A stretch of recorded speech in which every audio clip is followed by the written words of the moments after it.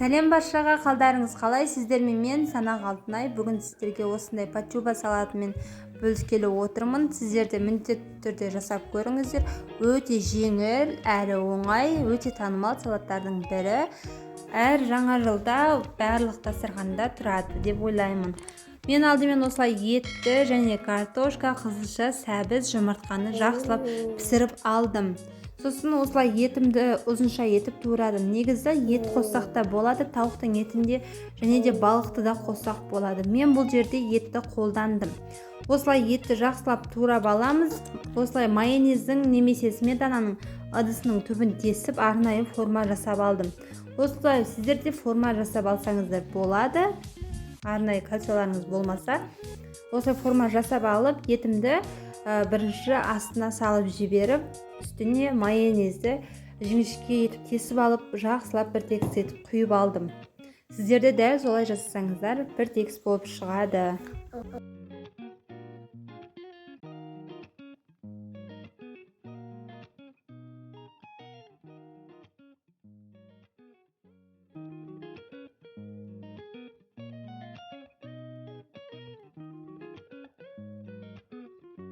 Келесі сәбізімізді үткіштен өткізіп, еттің үстіне сәбізді салатын боламыз.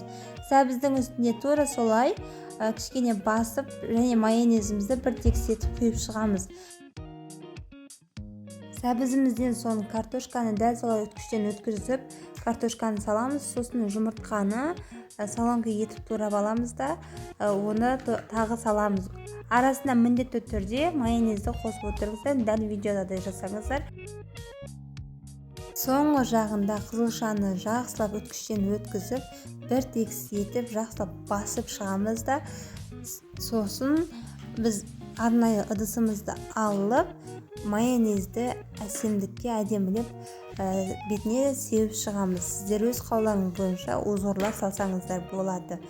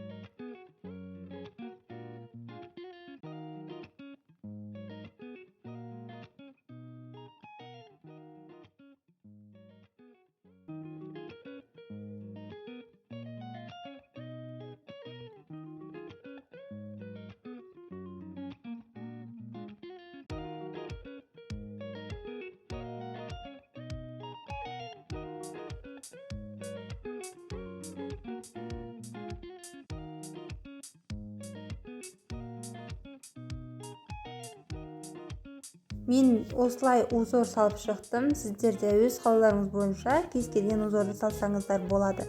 Сосын жұмыртқаның сары уызын бетіне сепсеңіздер де болады, сеппей осылай жей берсеңіздер де болады, өз қалауларыңыз бойынша.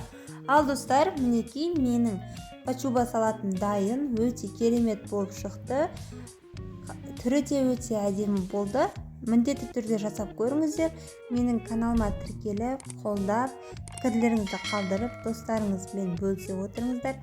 Назарларыңызға рахмет. Сіздермен болған мен Алтынай. Ас болсын.